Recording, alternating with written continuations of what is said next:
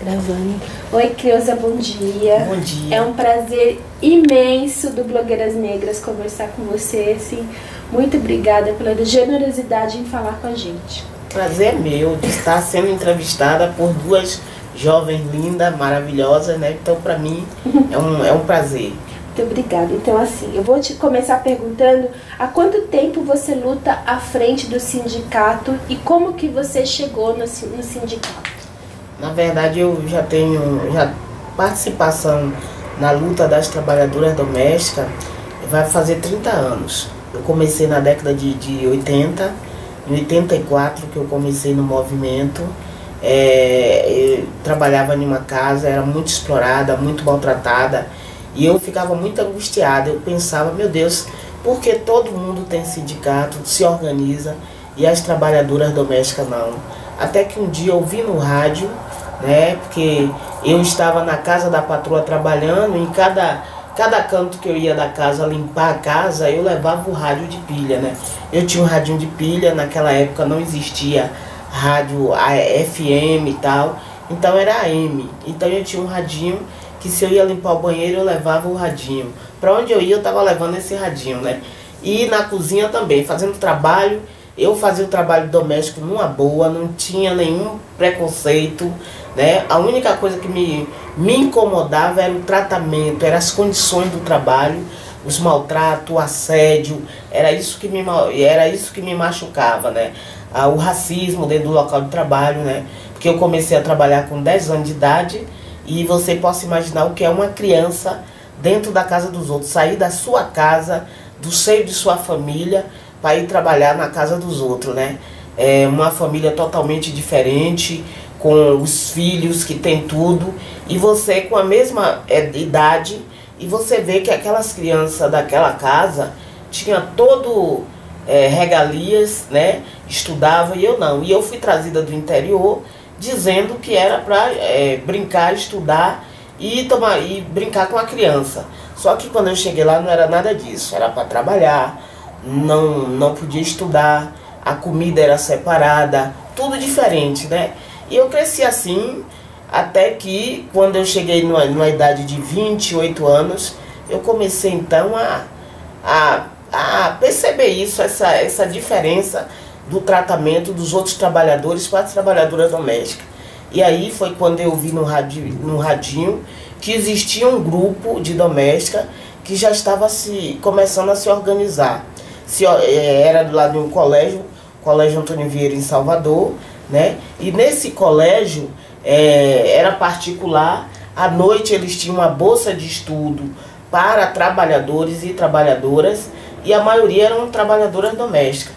E aí eu fiquei sabendo através do rádio e procurei chegar até esse colégio, né? Comecei a me mobilizar com as trabalhadoras do prédio que eu trabalhava, chamando minha irmã, minha prima, todas que eram trabalhadoras domésticas, né?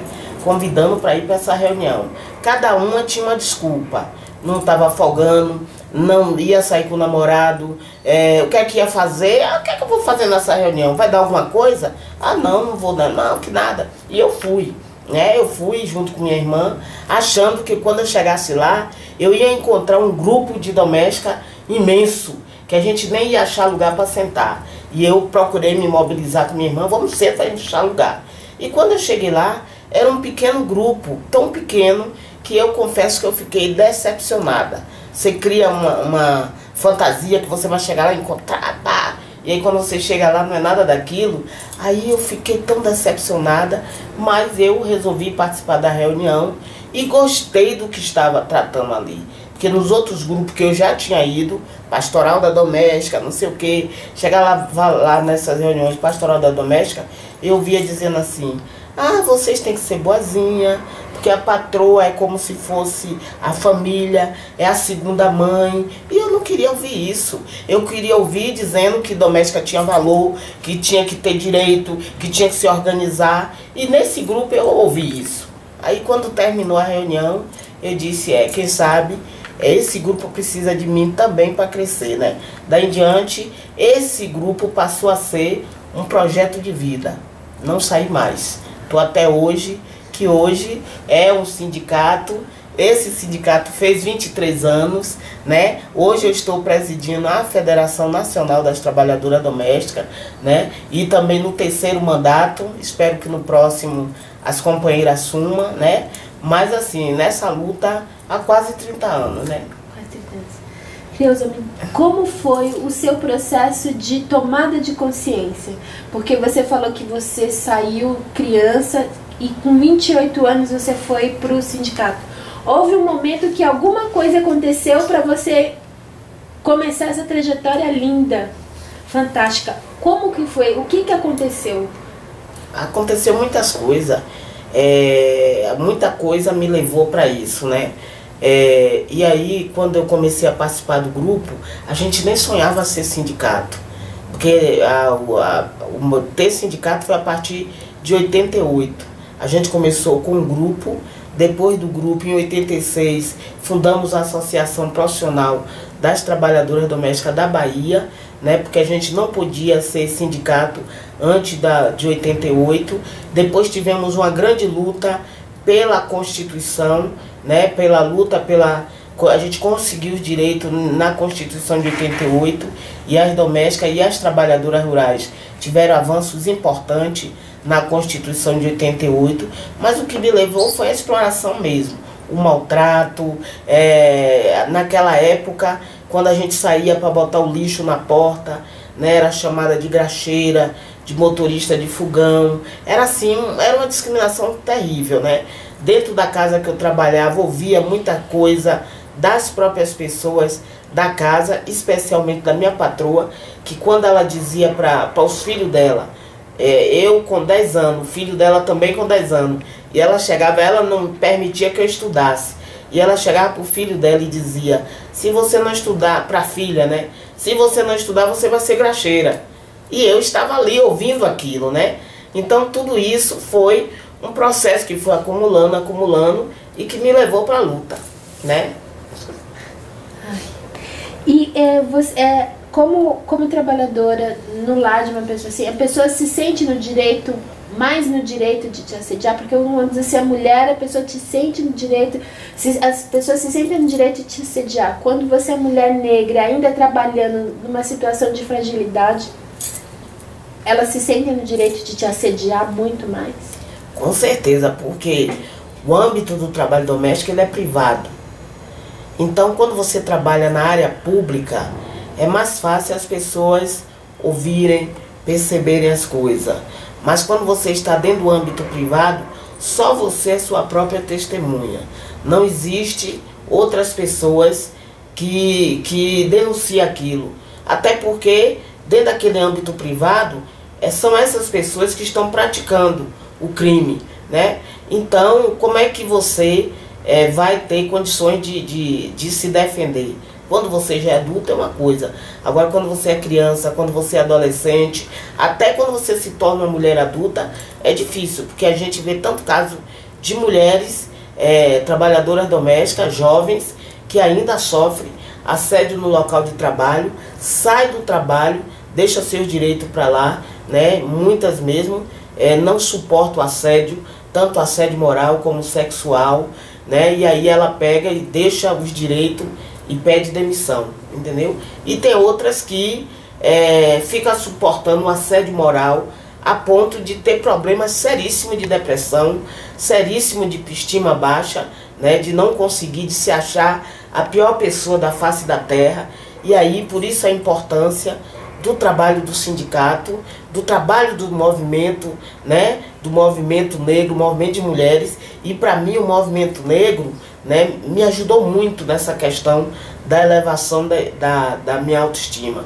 Porque quando eu comecei a participar do grupo de doméstica, primeiro eu comecei a participar do grupo de doméstica, né, depois eu descobri que existia um movimento negro, né, que lutava pela questão racial, e eu tive curiosidade de conhecer esse movimento, né? O que era que tratava lá. Uma amiga minha começou a ir e ela chegava e comentava. Eu não quero ir também. E eu comecei a ir para a reunião do MNU, Movimento Negro Unificado. Aí comecei a participar da reunião. Lá no MNU eu descobri a Luísa Baio, né, que hoje é ministra da igualdade racial, conheci Valdeci, conheci várias outras mulheres que eram do grupo de mulheres negras, né, do MNU. E aí eu comecei a participar, aí eu comecei a ouvir a discussão sobre a questão do cabelo, sobre a questão da mulher negra, com seu perfil, né, com suas características. E isso foi me ajudando muito a resgatar minha autoestima, porque eu tinha um grande problema com o meu cabelo. Se meu cabelo não tivesse alisado, eu não tirava o lenço. Tinha muita vergonha do meu cabelo, porque eu via muita coisa na infância de discriminação com o meu cabelo. Eu me achava gorda e tal. Então, a partir do movimento negro, eu comecei a resgatar minha autoestima. E aí depois eu conheci partido político, depois eu conheci o movimento de bairro e fui conhecendo o movimento de mulheres feministas, né? Já conheci o movimento de mulheres negras feministas, conheci o movimento de mulheres brancas também. E aí eu fui crescendo a nível politicamente na questão da minha autoestima, da minha participação nesses diversos grupos, né? O contratante do empregado, da empregada doméstica, esse contratante ainda é racista?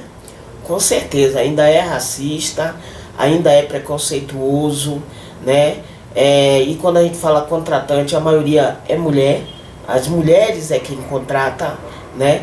Apesar dessa relação dentro da casa, muitas vezes ela fala com o marido e tudo, né?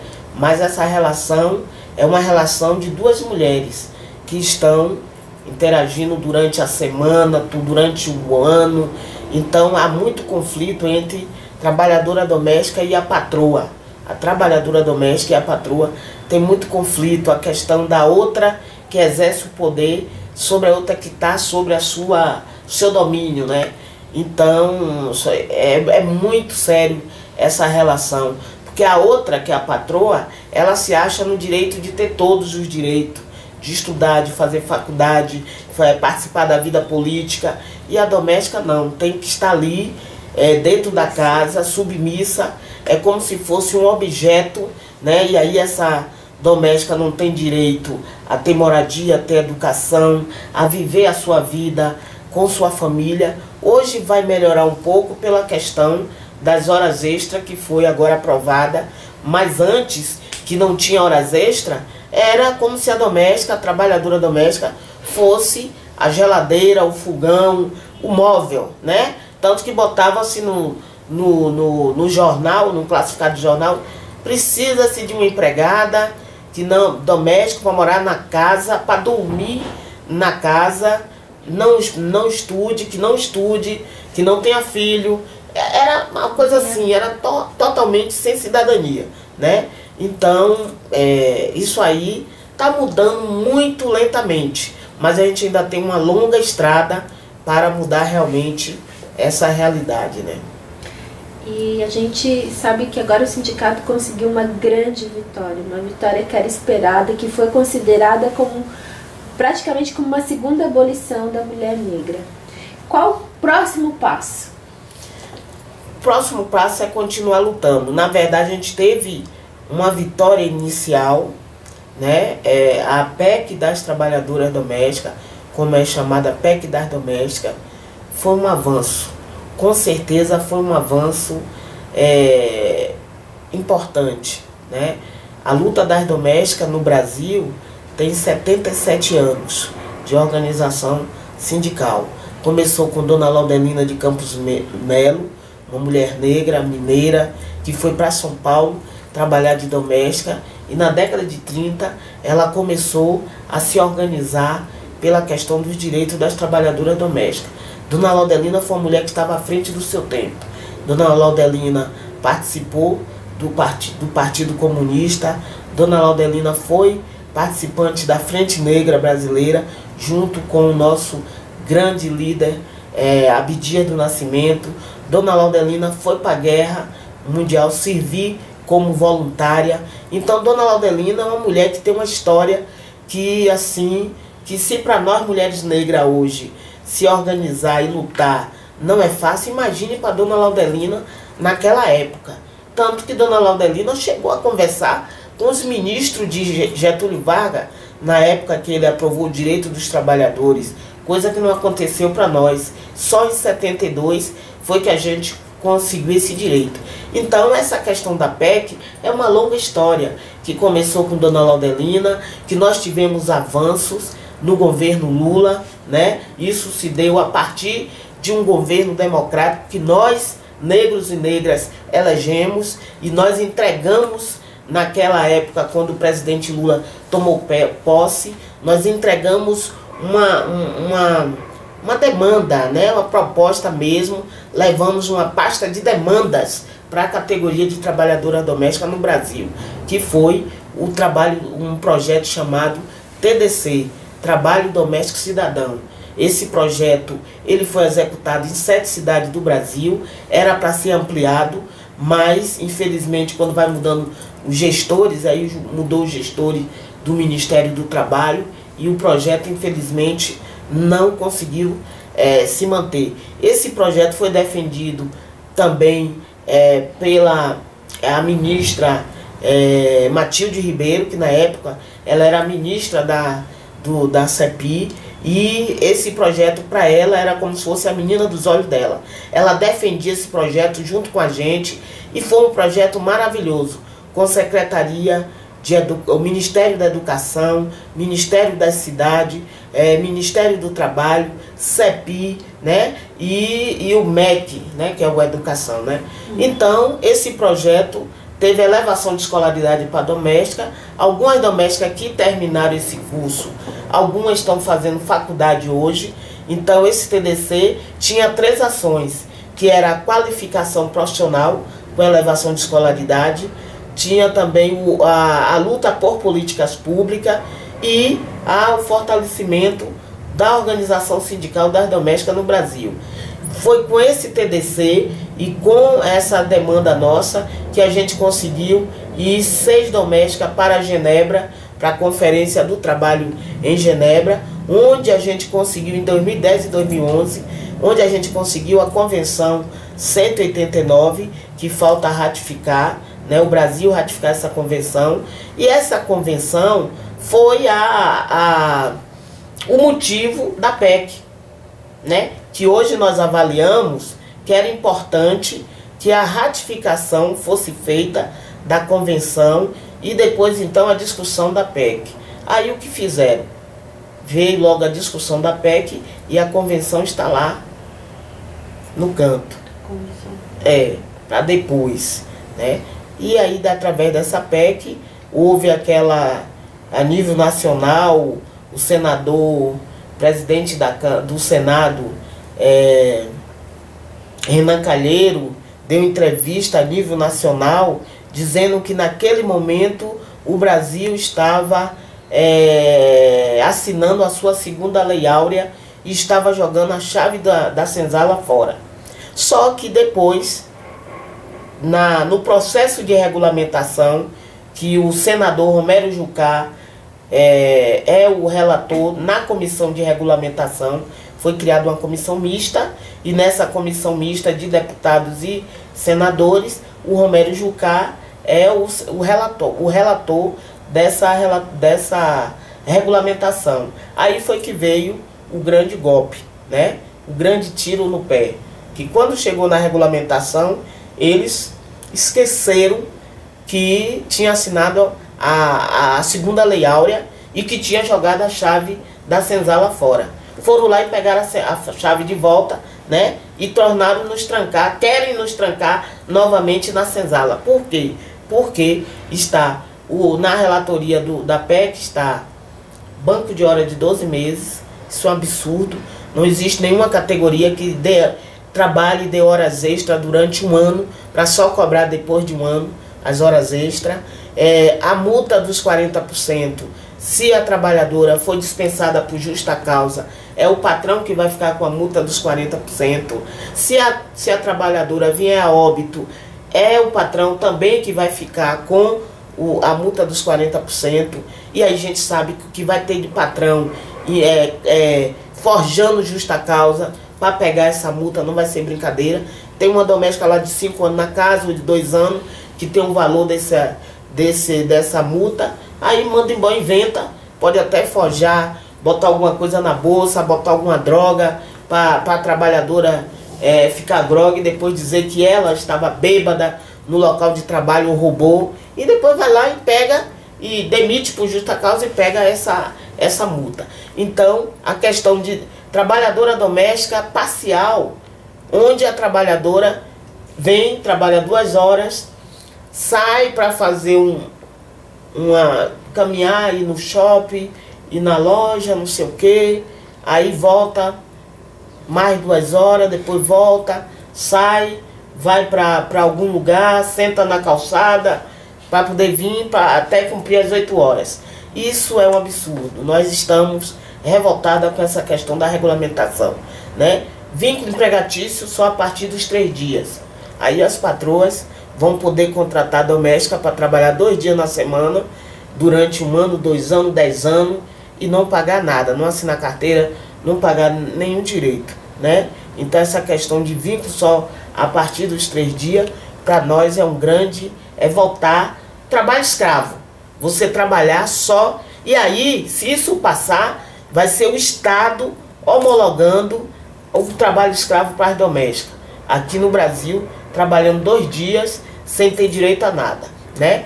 Aí tem muitas outras coisas. A gente não vai ter direito, nós enquanto categoria de doméstica, que hoje no Brasil tem vários sindicatos espalhados por todo o Brasil, das centrais, da CUT, que nós somos filiados à CUT, a Central Única dos Trabalhadores, também, né? Então a gente vem lutando para ter a contribuição sindical, e na relatoria não está dizendo que a gente não tem direito à contribuição sindical. E aí nós vamos fortalecer nosso sindicato de que forma?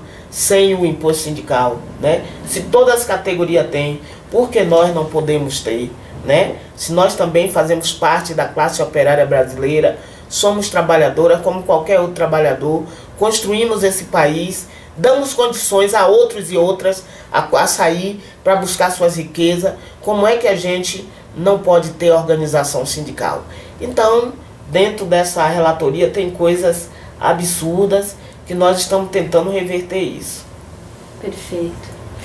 Agora voltando um pouco para você e para a questão do seu corpo, eu já li muita coisa sobre você a respeito do seu cabelo, do seu corpo, que você tinha vergonha de ir à praia, por exemplo. E eu quero perguntar especificamente do seu cabelo, que é perfeito, é lindo, maravilhoso, é o dread dos sonhos de muita gente. Como que você decidiu fazer dread? Quanto tempo você tem? Como que você cuida do seu cabelo? Olha, eu decidi assim, eu sempre quando eu comecei a participar do MNU, eu comecei a observar as mulheres com os cabelos black, né? Luísa Bairro, as outras, né? Valdeci, Judália, todas elas no cabelo black. E aí eu comecei já comecei depois de um tempo também a querer meu cabelo black. Aí levei um tempo, né? Depois eu comecei e o cabelo ficou black um tempo. E aí depois a rasta. Aí eu comecei achava bonito, eu disse, eu quero fazer isso, mas não tinha coragem. Eu disse, em mim não vai ficar bem, tal. E depois de um certo tempo, eu disse, sim, eu vou fazer sim. Aí eu comecei, aí cortei o cabelo, né, para começar bem pequenininho. Assim, depois do break, eu ainda passei um produto de alisante, né, mas eu me sentia tão mal com aquele produto e tal. Aí eu disse, agora eu vou cortar, tirar a ponta alisada e começar a usar o break. Comecei a fazer a rasta, né, aí comecei a enrolar ele e amarrar com o lastec, que eu não queria passar cera. Aí eu comecei assim. E aí, quando meu cabelo já tava quase, meus dread já tava assim um pouquinho grandinho assim, né? Aí chegou uma pessoa e disse, você agora vai usar seu cabelo assim? Eu disse, vou. O meu cabelo vai ser, agora você rasta. Mas menina, que cor, vai ficar feio. Na sua idade, usar cabelo rastafari, essa coisa rasta fica bonito para jovem. Mas para você, uma mulher já de quase 50 anos, usar cabelo rasta, eu disse, mas meu tempo é agora. Então é agora que eu vou usar, né? É agora que eu vou começar a usar. Então eu continuei e aqui, ó, já está, tem bem uns 8 anos que está assim, e não está maior porque de vez em quando dá uma paradinha e tal, entendeu? Mas assim, quem cuida dele é a Jerusa, que é de lá ela é de salão lá no Curuzu. Aí eu sempre vou lá, Jerusa Menezes, né? Aí eu sempre vou lá e ela cuida, ela dá massagem e tal. Então eu cuido dessa forma, lavo 2 vezes por semana. Aí passo sempre um produtozinho para poder não ficar ressecado, né? E tal, é assim que eu... E tá lindo, maravilhoso. Às vezes eu sinto calor e digo, vou cortar. Que o calor aí, digo, não vou cortar não. Porque quando a gente gosta, assim, acha bonito, a gente vem a vontade de cortar depois, não. A gente fica com a pena, assim, parece que vai tirar um pedaço da gente, né? Mas só que eu também gosto de variar o cabelo, né? Eu já usei o cabelo alisado, já usei black, já usei trança, no implante que eu nunca fiz, entendeu? Mas agora é rasta e tá aqui, eu tô gostando, amando, né? Tô aqui. Agora a gente entra na questão da Conapir. Creuza, por que vir a Conapir? Por que participar de um evento como a Conapir? Olha, participar da Conapir é muito importante, onde está toda a população negra, né, de várias etnias, de várias comunidades. Isso é muito importante. Eu já participei de todas, né? Desde que foi criada a CEPI, eu já fui do conselho, já fui conselheira do CNP, né, representando as trabalhadoras domésticas no CNP, e sempre participando dessas discussões. A Conapir, ela é importante porque é dentro dessas conferências que a gente discute a questão do negro, a questão da mulher, né, da mulher negra. Então é lá que a gente discute as políticas, né, e encaminha nossas propostas, nossas demandas. E claro, né, a CEPI é uma secretaria de Estado, né, então tem tudo para encaminhar as propostas da população negra, né, então das mulheres negras. E a gente teve muitos avanços a partir da CEPI, a partir da SPM, que é a Secretaria de Política para as Mulheres, e a Secretaria de Promoção da Igualdade Racial. Nós, trabalhadoras domésticas, nós já tivemos o TDC, que foi uma discussão iniciada com o Ministério do Trabalho, e a CEPI abraçou esse TDC, e através da CEPI a gente conseguiu hoje ter políticas voltadas para as trabalhadoras domésticas, dentro do Congresso, na questão da luta pelos direitos, dentro também da questão da luta por moradia. Foi com a CEPI que a gente sentou várias vezes com o Ministério das Cidades para discutir moradia popular para as trabalhadoras domésticas, que na Bahia nós tivemos um avanço através do governo Wagner, nós tivemos um avanço importante, tivemos uma construção de um conjunto habitacional pela primeira vez. São 80 unidades, 4 prédios, né, e 80 unidades, onde essas unidades tem as trabalhadoras domésticas. Tinha trabalhadora doméstica que morava na casa do patrão há 30 anos e hoje tem sua casa, né, tem seu apartamento, 2 quartos, sala. Foi uma luta do governo federal que foi para o Estado, e que a CEPI teve muito com essas conquistas, né?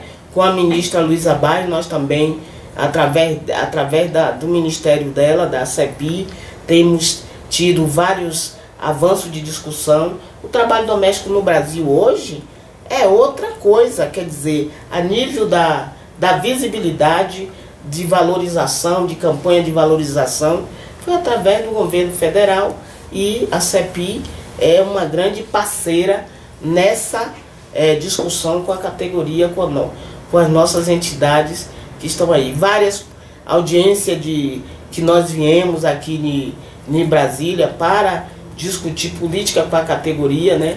Então, com certeza, a participar de uma conferência dessa é importante.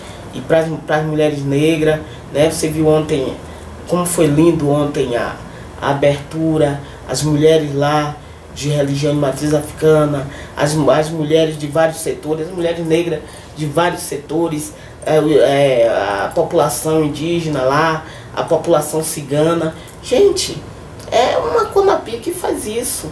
É um governo que tem a política para estar vendo as populações menos favorecidas, que pode fazer uma coisa dessa, né? Então, para mim é muito importante, sim. Eu só sinto a gente não ter... Eu estava pensando, poxa vida, a gente precisava de ter pelo menos umas 10 trabalhadoras domésticas participando dessa conferência, porque a gente ia estar nos trabalhos de grupos, né, levando as nossas demandas, apresentando as nossas propostas e tal, né? Mas como eu sei que ainda é muito difícil articular a categoria para participar desses fóruns, né, e também a disputa é muito grande na tirada de delegadas e delegados, né?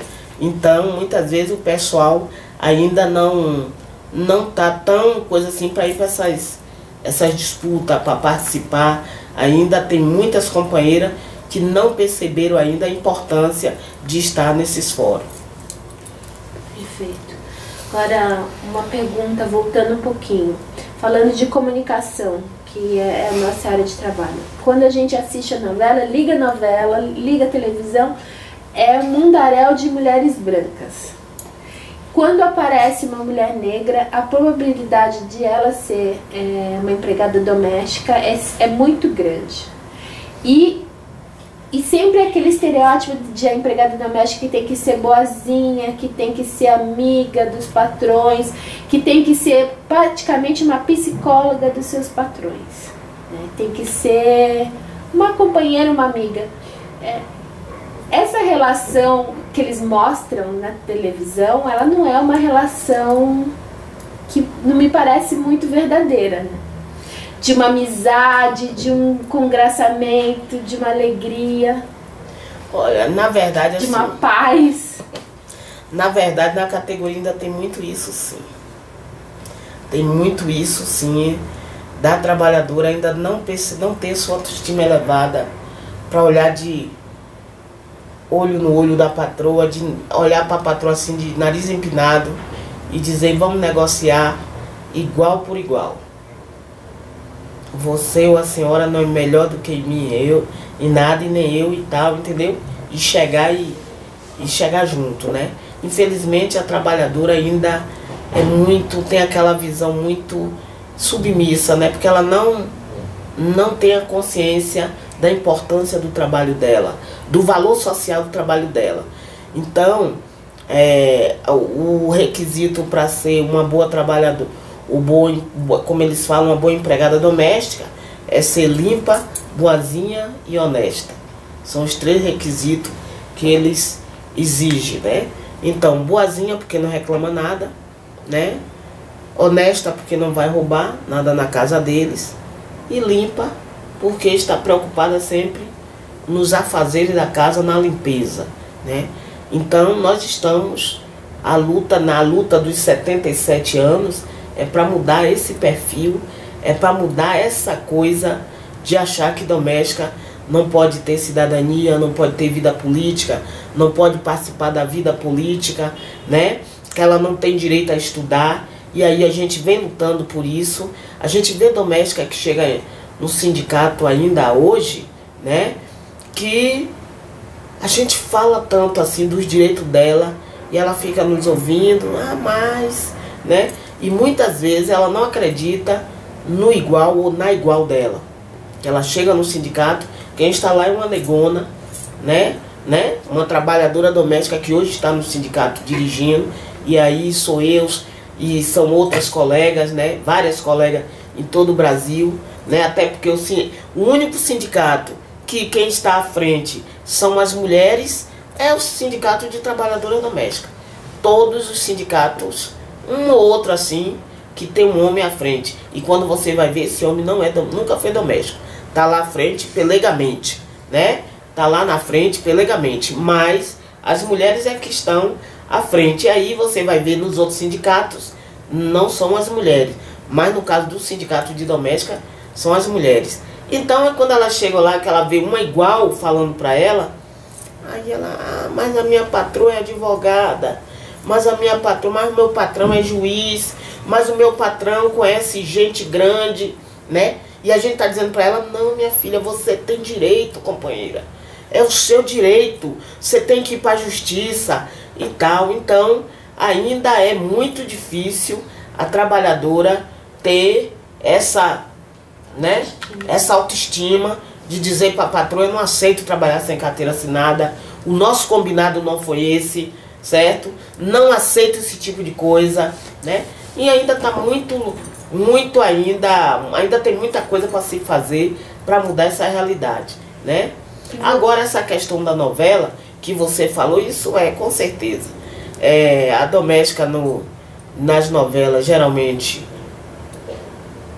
não pensa, não tem família, trata como burras, né? E aí você vê o tempo todo, inclusive uma novela Chiquitita, uma novela que tem aí, né? Um dia desse eu tava no ônibus, uma colega ligou, Creuza, bote aí no canal tal e veja aí a novela Chiquitita, o que tá um adolescente, uma criança xingando a trabalhadora doméstica na novela. Imagine uma novela que é de criança, de adolescente, passando esse tipo de comportamento. Aí as crianças que estão em casa assistindo acham que ele também tem que fazer aquilo com a que está ali na casa dele, né?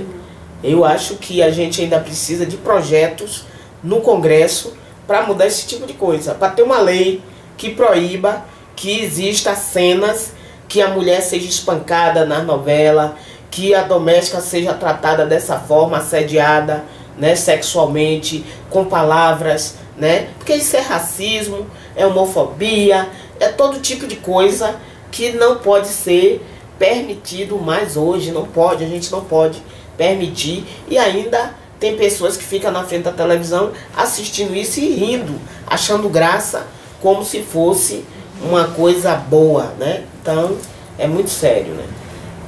Um pouco atrás da entrevista você falou algo muito importante da doméstica como uma pessoa que ajuda a construir esse país.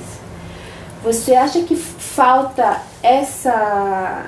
entender a doméstica como uma trabalhadora, uma operária que constrói, que participa, que é cidadã? Falta essa noção tanto para o movimento feminista quanto para o movimento negro?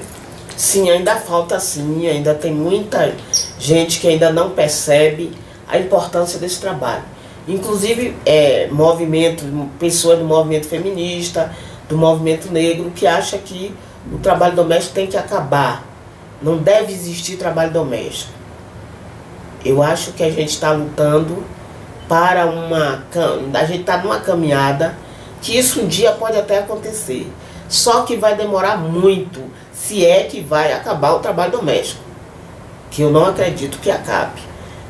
Porém, a nossa luta, enquanto gestores, enquanto militantes, é para que a jovem de hoje, o adolescente de hoje, ele possa ou ela possa escolher a profissão que ela queira exercer, né? Mas enquanto isso não acontecer, a gente tem que estar valorizando esse trabalho doméstico, tem que estar lutando para ter leis, né, para ter leis mesmo, certo? Valorizando essa categoria e por que não ter curso de capacitação, sim, para essa categoria. Se as outras categorias podem ter, por que o trabalho doméstico não? Agora a gente tem que lutar para que nossas adolescentes tenham o direito de optar por uma outra profissão que ela queira. Se ela quiser ser doméstica, é um direito dela escolher, mas se ela quiser ser médica, engenheira, se o que ela quiser, ela tem direito de ser. Não pode ser como antes, na época da minha mãe, da minha avó, na minha época, que a gente não tinha direito a optar. O trabalho doméstico é esse, pronto. Para a mulher negra só restava esse, né?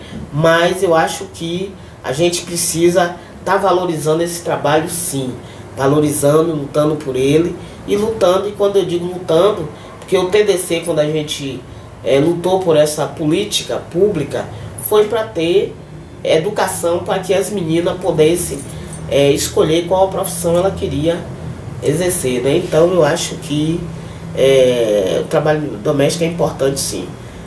Se for, tem várias pesquisas aí que falam da economia, a economia mundial e brasileira, o quanto o trabalho doméstico contribui para essa economia, né? Esse trabalho doméstico garante a chefe de família, mulheres chefe de família, a sobreviver desse trabalho. É um trabalho penoso, é um trabalho desvalorizado, sim, mas é com esse trabalho que muitas mulheres sustentam a sua família, né? Ela é praticamente a chefe, a dona, né, da família, de cuidar de tudo, a de família, né? Então não se pode deixar de jeito nenhum esquecer esse trabalho continuando existindo, e a gente não vamos fazer nada pelo trabalho doméstico, não. E aí a categoria continua sendo explorada, maltratada, sem direito, né? E se o Brasil hoje tem uma agenda do trabalho decente, e a agenda do trabalho decente tem a ver com o trabalho doméstico, tem a ver com a Constituição Civil, porque se a gente for ver o trabalho doméstico, a forma, a exploração, a desvalorização, aí você vai também na Constituição Civil e você vai ver lá quantos trabalhadores negros estão lá na Constituição Civil em péssimas condições, sem segurança, sem direitos garantidos, né? Só aqueles que exercem a arquitetura e tal, né, que são bem pagos, os formados na universidade para exercer o trabalho na Constituição Civil é bem pago e tal. Mas aquele peão, o pedreiro, né, o ajudante de pedreiro, vive uma situação de exploração igual à categoria de trabalhadora doméstica. Tem diferença? Tem. Porque a mulher doméstica dentro de uma residência, local privado, é muito mais difícil do que quem está lá na Constituição Civil. Mas se você vê também, a situação não é nada boa. E esses homens são companheiros das trabalhadoras domésticas, na maioria das vezes, né? Aí você vai para o comércio.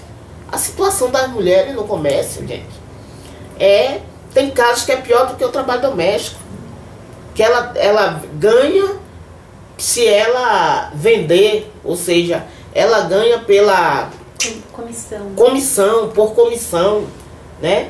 Quantas mulheres vivem aí vendendo produtos para essas multinacionais que ganham dinheiro em cima das mulheres negras, que vendem esses produtos né? Você já sabe os produtos, né? Que a gente não vai fazer propaganda aqui deles, né?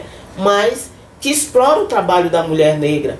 Quantas companheiras domésticas que eu conheço que trabalham o dia todo e levam o catálogo debaixo do braço para poder, que é sua complemento de renda.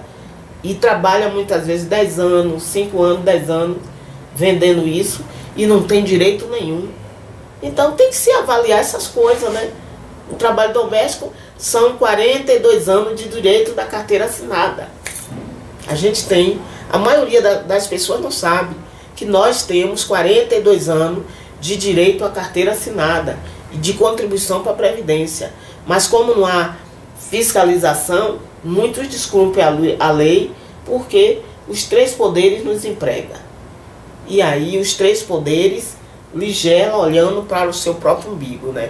E aí, dentro do Congresso, para a gente conseguir os direitos também, não é fácil porque são os poderes que estão lá que nos empregam.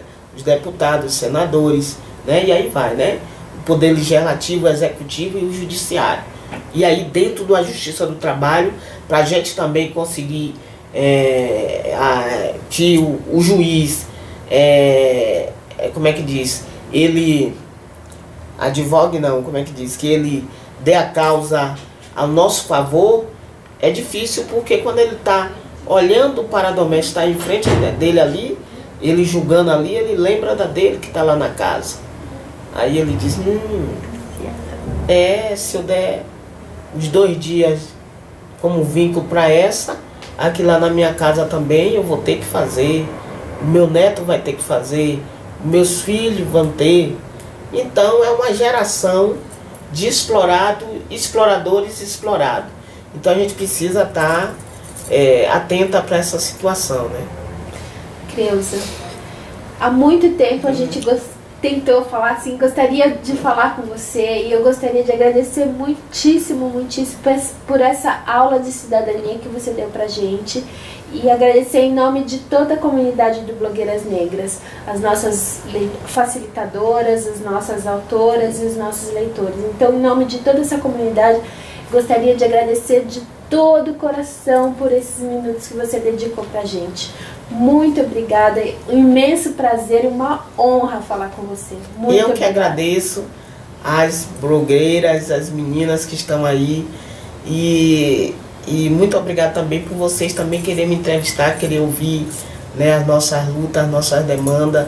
A gente ainda tem muita coisa para ser feito, muita coisa, e a gente precisa preparar novas lideranças para dar continuidade a essa luta que não começou comigo, nem com quem está aí, mas começou com Laudelina, começou com Zumbi dos Palmares, com Dandara, Luísa Maim, com Abdias do Nascimento, muitos homens e mulheres negras e negros que tiveram um papel importante no Brasil, na luta pela igualdade racial, né, e contra o racismo, né, e que a gente sabe que hoje a escola está tratando desse assunto, mas que antigamente só aparecia